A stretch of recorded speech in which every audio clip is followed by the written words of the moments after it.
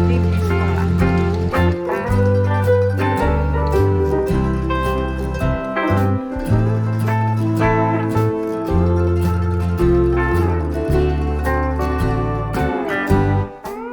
Warahmatullahi wabarakatuh. Waalaikumsalam warahmatullahi wabarakatuh. Yang saya hormati Ibu Kepala Sekolah SMP 2 Maret, Ibu Airin, dan teman-teman semuanya. Pada hari ini kita akan mendengarkan diseminasi modul 1 tentang budaya positif di SMP 2 Maret. Sebelumnya saya berpantun dulu, boleh ya? Boleh Bu? Ya. Dan mencari baharu bergerak ke sawah, merawat bahan agar sehat jumawa.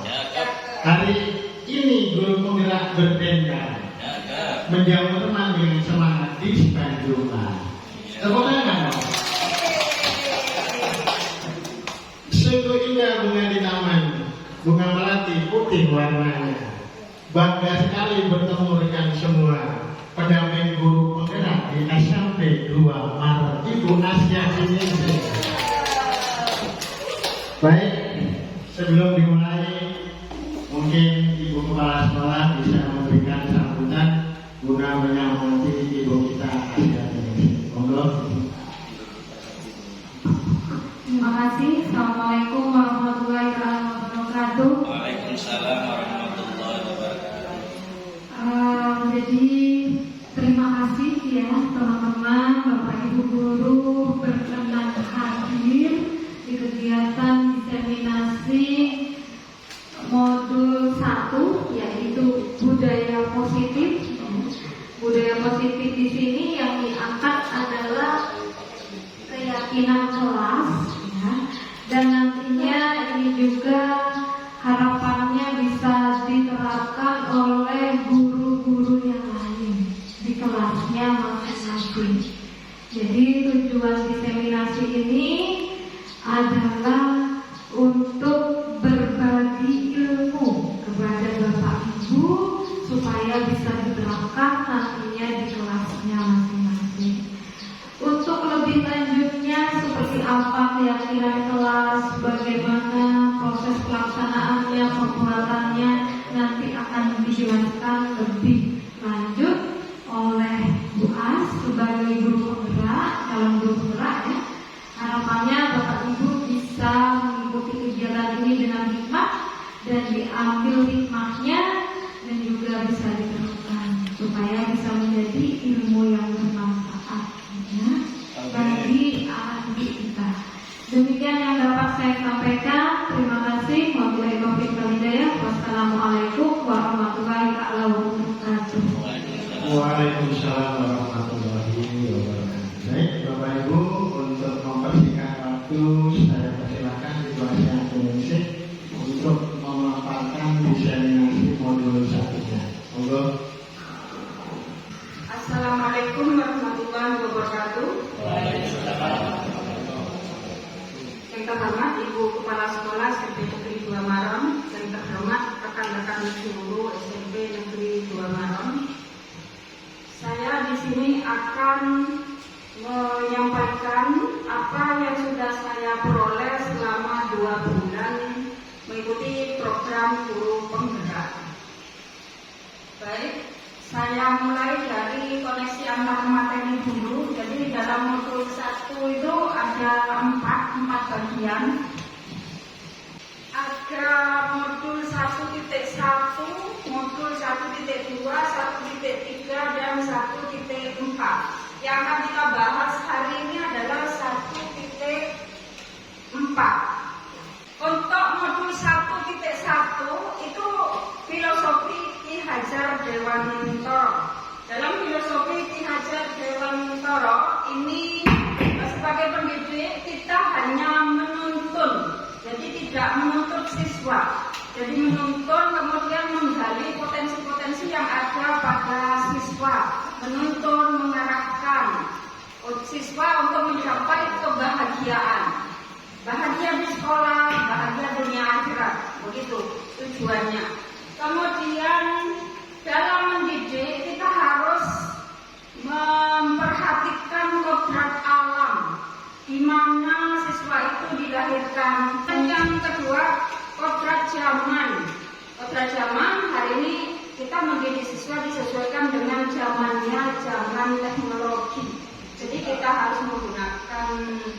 teknologi yang dekat dengan mereka, seperti penggunaan gadget berupa HP. Jadi pembelajaran kita sesuaikan dengan itu, dengan media itu. Kemudian modul 1.2 itu nilai dan peran guru penggerak. Kemudian pada modul 1.3 kami sebagai calon guru penggerak merumuskan visi untuk diterapkan di sekolah. Visi yang berlandaskan pada profil pelajar Pancasila, itu visinya. Ada beberapa alur di situ, alur tahapan, ada bagja, kemudian ada juga atap, ada 2 model. Ini materi yang akan saya sampaikan hari ini yaitu penerapan budaya positif dalam membuat keyakinan kelas di sekolah. Keyakinan kelas di sekolah. Jadi kita akan membuat, kalau dulu bahasanya itu peraturan, kalau sekarang sudah bukan peraturan lagi, tapi keyakinan. Jadi siswa ingin seperti apa, itu kita ikuti mereka, arahkan mereka untuk membuat keyakinan di kelas masing-masing. Untuk selanjutnya bisa menjadi keyakinan sekolah. Jadi dari kelas 7A sampai kelas 9C itu nanti menjadi keyakinan sekolah. Harapannya seperti itu. Jadi semua yang diinginkan oleh murid, karena dalam pendidikan itu berpihak sepenuhnya pada murid. Berikut ini saya tayangkan 5 kebutuhan dasar manusia. Yang pertama, butuh kasih sayang dan cinta kasih. Jadi ketika kita di kelas melihat siswa kita cari perhatian dan sebagainya, itu kita amati apa yang mereka butuhkan. Mungkin ada sesuatu yang kurang, kemudian dilampiaskan di sekolah, kan masalah itu ya. Jadi dia berusaha untuk memenuhi kebutuhannya, kebutuhan cinta kasih dan kasih sayang. Kemudian yang kedua, kebutuhan kekuasaan. Mungkin ada siswa kita itu yang suka memaksa temannya untuk menuruti keinginannya, itu butuh penguasaan ya, butuh. Kemudian yang berikut, kesenangan atau fun ya, disuruh kerjakan tugas, berdurau, itu butuh kesenangan mereka ya. Kemudian yang berikutnya, butuh kebebasan. Berkali-kali izin keluar kelas, kayaknya merasa tertekan di dalam kelas, itu butuh kebebasan mereka ya, bebas. Kemudian yang terakhir, kebutuhan bertahan hidup ya. Baik, Bapak Ibu, untuk mempersingkat waktu, saya persilakan situasi Indonesia untuk memaparkan diseminasi modul 1-nya. Monggo. Assalamualaikum warahmatullahi wabarakatuh. Yang terhormat Ibu Kepala Sekolah SMP Negeri 2 Maron, yang terhormat rekan-rekan guru SMP Negeri 2 Maron. Saya di sini akan menyampaikan apa yang sudah saya peroleh selama 2 bulan mengikuti program guru penggerak. Baik, saya mulai dari koneksi antar materi dulu. Jadi dalam modul 1 itu ada 4 bagian. Ada modul 1.1, modul 1.2, 1.3, dan 1.4. Yang akan kita bahas hari ini adalah 1.4. Untuk modul 1.1 itu filosofi Ki Hajar Dewantoro. Dalam filosofi Ki Hajar Dewantoro ini sebagai pendidik kita hanya menuntun, jadi tidak menuntut siswa. Jadi menuntun kemudian menggali potensi-potensi yang ada pada siswa, menuntun, mengarahkan siswa untuk mencapai kebahagiaan. Bahagia di sekolah, bahagia dunia akhirat, begitu tujuannya. Kemudian dalam mendidik kita harus memperhatikan kodrat alam, di mana siswa itu dilahirkan. Dan yang kedua, kodrat keberagaman hari ini kita menjadi siswa disesuaikan dengan zamannya, zaman teknologi. Jadi kita harus menggunakan teknologi yang dekat dengan mereka, seperti penggunaan gadget berupa HP. Jadi pembelajaran kita sesuaikan dengan itu, dengan media itu. Kemudian modul 1.2 itu nilai dan peran guru penggerak. Kemudian pada modul 1.3 kami sebagai calon guru penggerak merumuskan visi untuk diterapkan di sekolah. Visi yang berlandaskan pada profil pelajar Pancasila, itu visinya. Ada beberapa alur di situ, alur tahapan, ada bagja, kemudian ada juga atap, ada 2 model. Ini materi yang akan saya sampaikan hari ini yaitu penerapan budaya positif dalam membuat keyakinan kelas di sekolah. Keyakinan kelas di sekolah. Jadi kita akan membuat, kalau dulu bahasanya itu peraturan, kalau sekarang sudah bukan peraturan lagi, tapi keyakinan. Jadi siswa ingin seperti apa, itu kita ikuti mereka, arahkan mereka untuk membuat keyakinan di kelas masing-masing. Untuk selanjutnya bisa menjadi keyakinan sekolah. Jadi dari kelas-kelas, kelas 7A sampai kelas 9C itu nanti menjadi keyakinan sekolah. Harapannya seperti itu. Jadi semua yang diinginkan oleh murid, karena dalam pendidikan itu berpihak sepenuhnya pada murid. Berikut ini saya tayangkan 5 kebutuhan dasar manusia. Yang pertama, butuh kasih sayang dan cinta kasih. Jadi ketika kita di kelas melihat siswa kita cari perhatian dan sebagainya, itu kita amati apa yang mereka butuhkan. Mungkin ada sesuatu yang kurang, kemudian dilampiaskan di sekolah, kan masalah gitu ya. Jadi dia berusaha untuk memenuhi kebutuhannya, kebutuhan cinta kasih dan kasih sayang.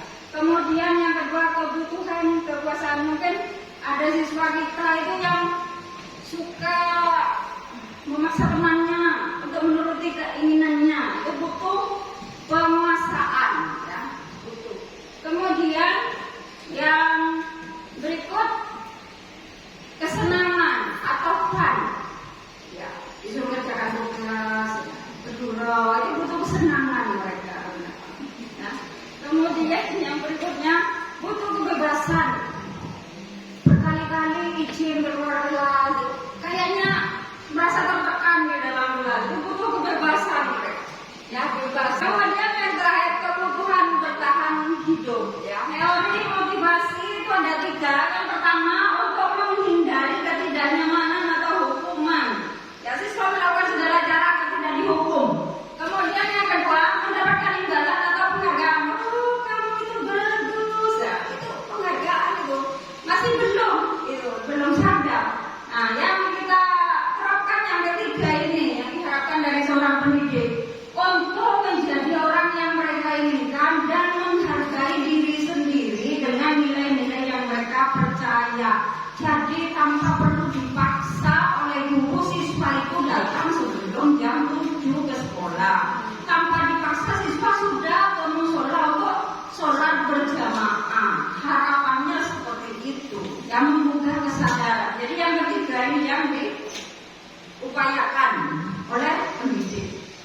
Nah, sekarang ini ada kalimat ini ya.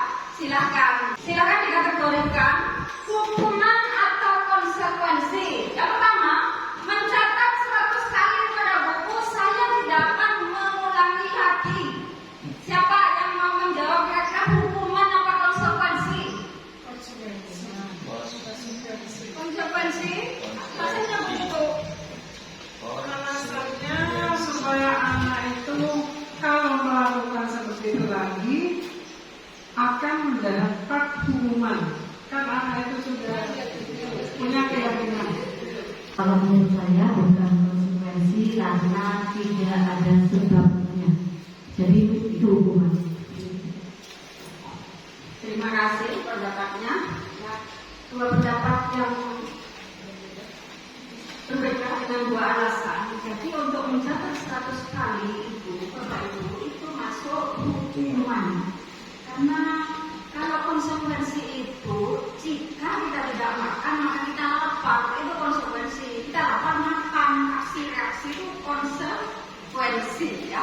Kemudian yang kedua, lari mengelilingi lapangan basket 2 kali karena terlambat.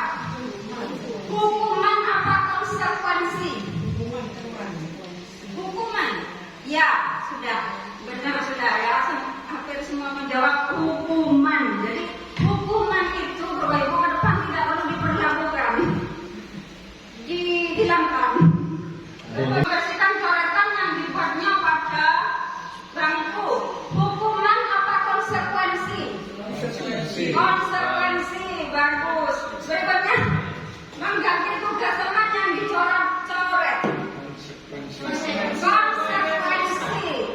Sekarang bertanya, apakah konsekuensi ini sudah efektif untuk menggugah kesadaran murid-murid untuk berbudaya positif tadi? Kadang-kadang masih melanggar. Tuh, kenyamaannya. Ya, benar itu. Terima kasih bagus. Ya memang, jadi hukuman atau konsekuensi itu masih belum tepat ya untuk diterapkan di sekolah. Saya minta tolong berhadapan-hadapan ya. Bayangkan Bapak Ibu itu punya sesuatu yang berharga, kemudian digenggam. Bayangkan saja ya, mungkin cincin, mungkin ya sesuatu yang berharga, mungkin uang, mungkin apa? Penghargaan mungkin ya. Silakan digenggam. Nah, kemudian Monggo Bapak Ibu berhadapan-hadapan dengan ini. Tapi tahu dengan jawab. Kalau dengan Dengan ini.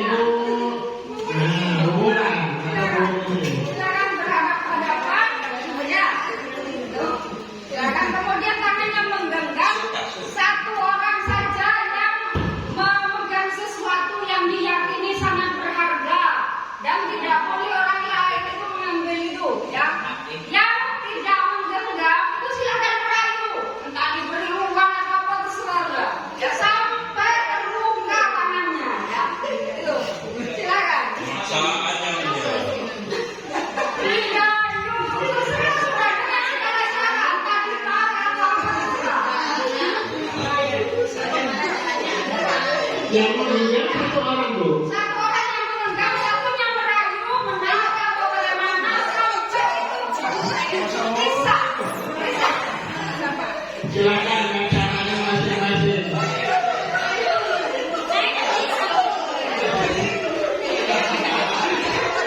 Apa yang kita baju ya?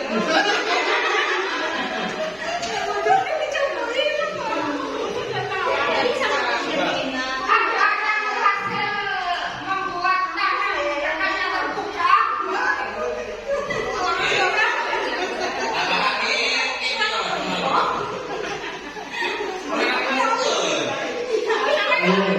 Silakan keluarkan biusnya masing-masing supaya teman-teman terbuka. Ada yang tidak masuki, ayo. Ada yang tidak masuki.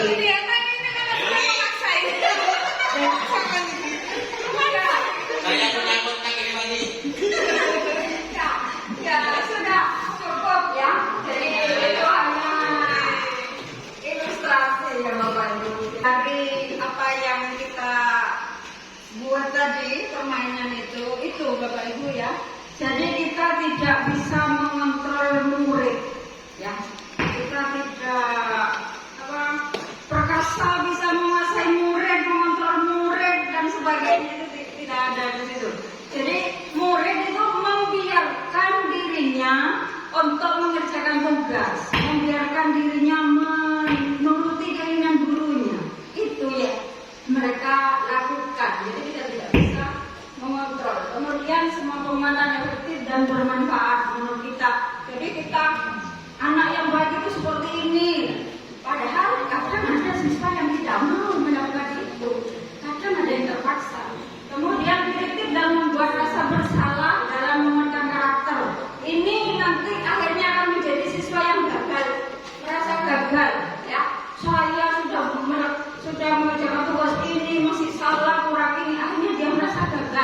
dan tidak percaya diri. Ya, itu dampaknya. Kemudian yang terakhir itu orang dewasa berhak memaksa. Oh saya bu, silakan kamu menuruti keinginan saja seperti itu ya. Ini sudah berubah, jadi tidak seperti itu. Ini paradigma baru dalam pendidikan. Kalau dulu kan ada aksi-reaksi gitu ya, stimulus respon ya. Sekarang sudah digantikan oleh teori kontrol namanya. Kenapa? Karena kita pilih perbedaannya. Yang pertama, stimulus respon itu realitas sama. Jadi satu kelas siswa itu kita perlakukan sama, mengerjakan tugas dengan model isi semua. Nah, dalam teori kontrol, realitas kita sudah berbeda. Ya, kita lihat keunikan masing-masing siswa. Ya, seperti itu. Kemudian semua orang melihat sama. Jadi siswa yang baik itu sesuai dengan aturan umum. Ya. Tapi kenyataannya siswa kita itu berbeda, unik dengan potensinya masing-masing. Jadi jika ada 30 siswa, itu bukan satu siswa yang unggul, tapi 30 siswa yang sama-sama unggul. Nah seperti itu. Mereka punya keunggulan dan keunikannya, kekuatannya juga masing-masing ya, sesuai dengan potensinya. Kemudian perilaku buruk sesuai sebuah kesalahan. Ya, ketika siswa terlambat misalnya itu dianggap sudah kesalahan. Dan itu bukannya karena mereka berbuat seperti itu pasti ada alasannya. Ya, jadi perlu klarifikasi dulu. Kenapa kok siswa terlambat? Kenapa kok sepatunya ya berbeda warna dan sebagainya seperti itu. Kemudian kalau dulu itu menang kalah, ya ada peringkat dan sebagainya. Sekarang kan nggak ada, menang, semuanya pandai seperti itu. Kemudian yang terakhir orang lain bisa mengontrol saya, ya. Jadi kalau ada gurunya diam semuanya murid. Kalau zaman dulu, kalau sekarang hanya saya yang bisa mengontrol saya. Jadi guru itu menuntun siswa untuk sadar, untuk berbuat yang baik, menyadarkan murid. Ya gimana caranya agar siswa itu sadar untuk masuk waktu dan sebagainya seperti itu. Ya, itu disiplin positif dan nilai-nilai kebajikan universal itu sebenarnya sudah kita laksanakan Bapak Ibu ya, di sekolah sudah ada bagaimana siswa yang baik itu kriterianya sudah ada. Kemudian ada teori motivasi, hukuman, penghargaan dan restitusi. Nah ini ada 5 posisi kontrol yang biasa dilakukan oleh guru.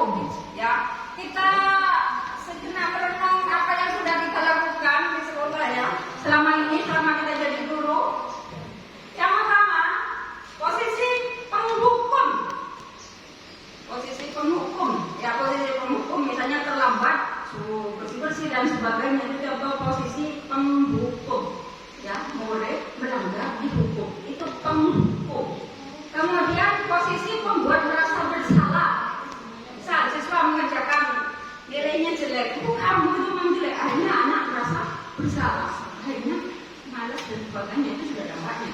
Kemudian posisi teman, ya biasanya kita melakukan posisi sebagai teman, ya kita ajak bicara dari hati ke hati, pendekatan personal, ya bahkan kadang kalau terluka dengan siswa ya curhat juga siswa. Ya ini posisi teman, ya sering kan kita lakukan seperti itu ya. Kemudian posisi pemantau, ya kita ada siswa yang bermasalah, itu kita pantau bagaimana proses penyelesaiannya, ya kita pantau sampai selesai. Kadang ya guru mengarahkan juga untuk menyelesaikan itu. Kemudian posisi yang paling baik ini posisi manajerial. Jadi siswa berbuat suatu pelanggaran ya, itu dia mencari solusi sendiri. Ya, ini yang akan kita bahas ya, yang kita dapat ini tadi, segitiga restitusi. Nah ini ada beberapa kalimat, silakan dijawab kira-kira kalimat ini masuk kategori yang mana tadi? lo itu dah. memantau. Sakit hati lo itu dah. Ya, saya kecewa sekali dengan kamu. Ini penghukum rasa bersalah atau yang mana? Ya, rasa bersalah. Ya, ini kalimat tidak dihindari ini. Ya. Itu. Ini apa rencanamu untuk menyelesaikan ini? Kira-kira yang mana ini? Manajer, ya bagus. Ini manajer lah. Jadi dikembalikan ke siswa. Ya, apa yang akan dilakukan selanjutnya? Kemudian, nah ini kamu tidak akan mendapatkan bintang bila tidak menyelesaikan tugas ini ya. Yang mana kira-kiranya? Jangan. Penghukum. Ya, penghukum. Kalau kita tidak dapat ini kan penghukum. Ya, lanjut. Ayolah, lakukan demi saya. Ini yang mana? Posisi sebagai apa? Rayuan. Teman. Ya, posisi sebagai teman. Ini segitiga restitusi. Segitiga restitusi. Yang tadi bolak-balik. Ya, caranya tidak harus nomor 1, 2, 3, bukan hierarki. Jadi bisa menstabilkan identitas dulu, menanyakan keyakinan dulu, atau validasi tindakan yang salah. Contoh kalimat menstabilkan identitas. Lu sudah makan, sudah kenyang. Jadi apa? Diredam dulu, ya siswanya. Itu namanya menstabilkan identitas ya. Kemudian yang kedua, menanyakan keyakinan. Menurut kamu keyakinan kelas apa yang sudah dilakukan? Ya kan ingat siswanya ya tentang keyakinan kelas. Kemudian validasi tindakan yang salah, contohnya nggak apa-apa berbuat salah. Salah itu manusiawi, hal yang wajar. Ya, seperti itu kalimatnya ya. Untuk menyelesaikan setiap permasalahan. Kemudian siswanya nanti akan menemukan apa yang seharusnya dia lakukan lewat menanyakan keyakinan. Kamu ingin jadi orang yang seperti apa? Saya ingin jadi orang yang baik, Bu. Ya gimana caranya? Siswanya nanti menjawab sendiri. Dia akan sadar apa yang sudah dilakukan dan bisa menemukan solusi oleh dirinya sendiri tanpa dibantu oleh guru. Ya, seperti itu. Itu segitiga restitusi. Ini yang akan kita lakukan yaitu membuat keyakinan kelas. Mengapa keyakinan kelas kok bukan peraturan? Ya, ini pertanyaannya. Mungkin ada yang memberi pendapat. Terutama kesiswaan ini terkait dengan keyakinan dan peraturan, karena ada tata tertib dan lain sebagainya. Monggo.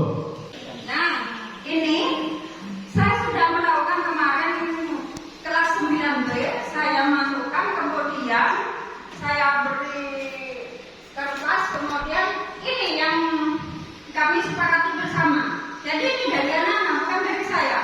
Ya, yang pertama, piket Bu, sesuai jadwal. Iya, tulis kayak gitu. Kemudian fokus dan aktif saat pelajaran. Ya, mendengarkan Bapak Ibu guru banyak sebenarnya, cuma saya ambil satu saja yang sama. Ya, kemudian menghargai teman dan guru. Contoh menghargai teman dan guru itu apa? Gitu kan? Ya, Bu, ketika Bapak Ibu guru menjelaskan, tidak bicara sendiri. Bagus, itu menghargai. Saya gitu kan. Akhirnya anak-anak membuat seperti itu. Kemudian membuang sampah pada tempatnya, masuk kelas tepat waktu. Kemudian yang terakhir 6S, sebenarnya 5S. Kemudian Bu, jujur lagi Bu, sportif Bu. Oh iya, tambahkan 6S, akhirnya 6S. Salam, sapa, senyum, sopan, santun, sportif. Apa sportif? Saya gitu kan di kelas kemarin. Ayo apa sportif? Jujur Bu, kalau salah aku salah. Bagus, saya gitu kan. Iya benar loh ya, sesuai ucapannya ya, jangan hanya tulisan. Iya Bu, dan itu anak-anak. Ini kemarin contoh keyakinan kelas. Apa keyakinan bukan peraturan? Ya kalau keyakinan kelas, silakan. Menurut saya, keyakinan kelas itu sama dengan kesepakatan kelas. Berarti apa yang ditentukan oleh mereka semua, maka itu menjadi kesepakatan kelas. Seperti itu. Kesepakatan keyakinan kelas itu sama dengan kesepakatan kelas. Dan saya mau bertanya, boleh? Oh, ya, keyakinan kita sama dengan kesepakatan kelas, boleh sama. Ya di situ tercermin nilai-nilai kebajikan universal ya yang selama ini kita lakukan di sekolah, mulai kita jadi guru sampai hari ini ada sudah kebajikan universal itu ya. Hanya saja sekarang seperti ini. Kemudian kalau peraturan, kalau peraturan itu kan ada seseorang yang membuat atau ada lembaga yang membuat, itu namanya peraturan. Kalau keyakinan atau kesepakatan kan dari mulai sendiri. Dan pada akhirnya jadi peraturan. Ya, beda Pak. Kalau peraturan itu top down Pak sistemnya dari atas ke bawah. Dari bawah ke atas. Ya.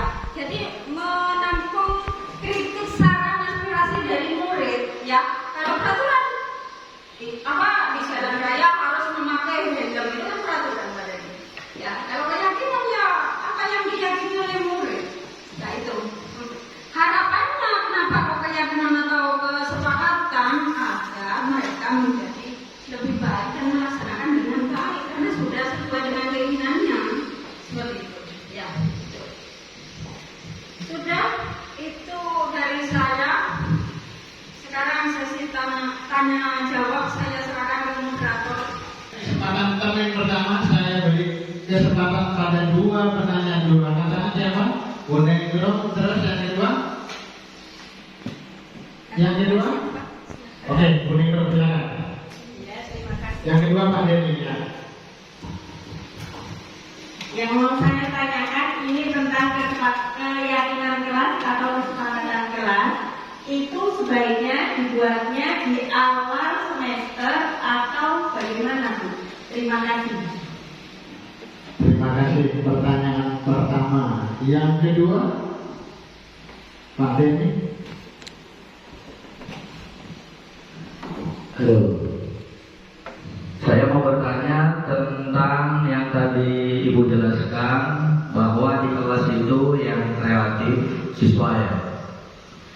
Nah, seumpamanya nanti seperti pelajaran saya matematika, ambil contoh tentang bangun ruang. Kalau mau dipasrahkan ke siswa tanpa dijelaskan dulu secara detail, kira-kira anak-anak itu bisa nggak untuk berjalan menyelesaikan materi itu? Caranya bagaimana? Terima kasih.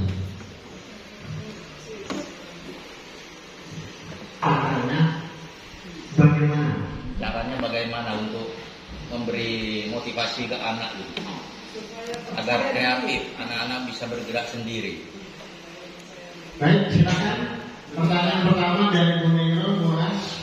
Keyakinan kelas atau kesepakatan kelas itu dibuat di awal atau bagaimana? Terus yang kedua dari Pak Dewi tadi, cara memberi motivasi kepada siswa. Silakan. Ya, terima kasih. Bu Nero menanyakan mengenai waktu ya. Waktu itu biasanya awal ajaran itu kita membuat kesepakatan kelas atau keyakinan kelas ya. Jadi awal pelajaran sebelum kita masuk itu kita membuat kesepakatan dulu dengan anak-anak untuk dipatuhi selama 1 tahun di kelas itu. Seperti itu. Kemudian untuk yang Pak Denny ini untuk memotivasi siswa, ini kan yang ditanyakan esensi dari mata pelajaran. Itu tergantung dari kreativitas gurunya. Yang saya bahas itu bukan per mapelnya. Jadi kreativitas bagaimana siswa termotivasi dari dalam diri, motivasi intrinsik itu tergantung dari gurunya dengan model pembelajaran yang berbeda, berdiferensiasi. Belum ke situ, jadi ini masih modul 1. Itu nanti modul 2 yang dibahas berikutnya. Kalau intinya bagaimana kita memotivasi, setiap kita punya cara untuk memotivasi siswa, ya dengan karakter mapel kita masing-masing disesuaikan dengan kondisi siswanya, kondisi siswa. siswanya. Nah seperti itu yang bisa saya jawab. Ya, itu jawaban dari Bu Asia SD terkait dengan pertanyaan Bu Ningrum. Bapak Ibu yang duduk di sini yang paling kelas angkat tangan, minta tolong saya angkat tangan. Apakah sudah membuat kesepakatan kelas? Sudah. Bu Ningrum sudah. Tapi belum dalam keadaan tertulis. Itu Belum kan tertulis. tertulis hanya lisan. Kira-kira kapan mau ditulis itu? Rencananya hari Senin, karena Senin itu diagnosis, maka Selasa saya buat video memang rencananya. Alhamdulillah. Senin ya, kita saksikan. Yang lain Bapak Ibu? Sudah ya, Mas Salimudin membuat. Tapi belum cuma secara lisan yang sama seperti disampaikan dulu. Alhamdulillah. Cuma kasih dalam penyampaian. Dengan penjelasan dia, kita semakin jelas bahwa kesepakatan kelas perlu dibuat. Untuk jawaban yang diberikan Bu As, pertanyaan yang dari Pak Denny, apakah ada dari Bapak Ibu yang menambahkan atau menyanggahnya? Silakan sebelum dilanjutkan pertanyaan sesi kedua. Mungkin Ada yang menambahkan, ada yang menyanggah, monggo. Tentang cara memberi motivasi tadi sudah pas? Monggo silakan Bu. Ya. Yang ingin saya tanyakan tadi kan sudah dibuat keyakinan atau kesepakatan kelas bersama. Nanti dalam perjalanannya ketika anak itu ada yang melanggar dari kesepakatan tersebut, apakah diberi hukuman atau diapakan? Itu kan saya. Kasih. Oke, singkat padat jelas pertanyaannya. Monggo langsung dijawab. Tadi ya, terima kasih Bu Yuris ya. Tadi sudah ada satu teknik, segitiga restitusi, kemudian 3 cara, 3 langkah itu yang dilakukan, menanyakan keyakinan, kemudian validasi tindakan yang salah dan menstabilkan identitas. Ini contoh Bu Yulis yang sudah saya terapkan. Ilham ini bergurau ketika di kelas pelajaran. Akhirnya saya lakukan segitiga restitusi. Tidak harus 3-3-nya, boleh 1 saja, boleh semuanya ya. Jadi anak itu sudah tertangani dengan baik, dengan cara dia menemukan solusi sendiri tanpa kita beri solusi.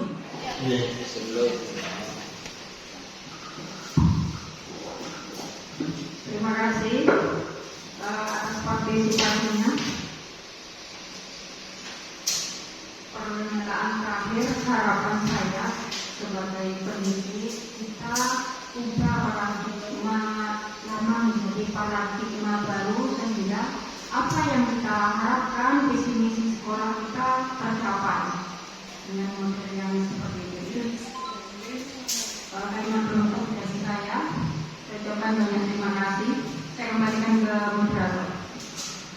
Terima kasih Bu Adiati, baik Bapak Ibu, agar supaya apa yang disampaikan bisa kita terapkan dengan baik di sekolah kita. Kita tutup dengan doa. Untuk kesempatan ini saya mohon Pak Tolib untuk membacakan doanya. Terima kasih. Mari kita tutup dengan bacaan surat Al-Fatihah. Mudah-mudahan apa yang kita dapat hari ini bermanfaat untuk kita semua. Amin. Al-Fatihah.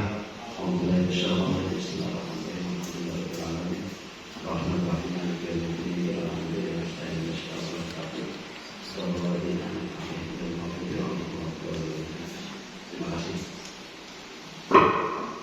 Terima kasih. Dengan dibacanya doa, maka kegiatan diseminasi modul 1 tentang budaya positif di SMP 2 Maron berakhir. Terima kasih. Assalamualaikum warahmatullahi wabarakatuh. Waalaikumsalam.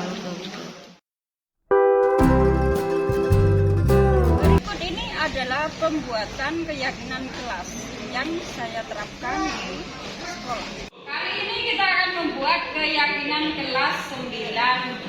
Keyakinan kelas di sini adalah nilai-nilai kebajikan universal yang akan kalian laksanakan di kelas ini. Sesuai